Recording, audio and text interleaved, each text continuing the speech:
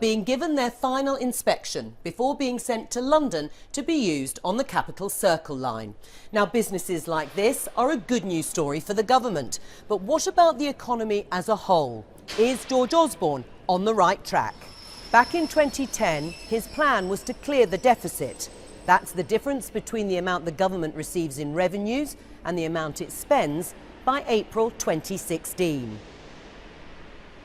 That plan has had to be revised in successive budgets and autumn statements as the economy continued to perform badly.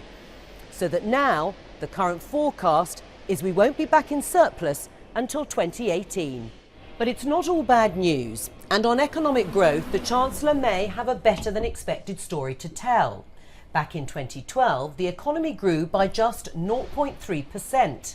But now look how it's accelerated. This year, it was predicted to grow by 2.7%, but it's performed even better.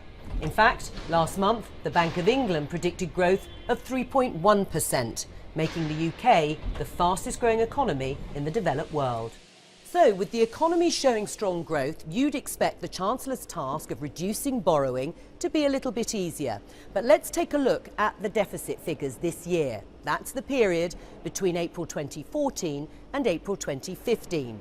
At this year's budget, it was predicted that the deficit would be around £87 billion.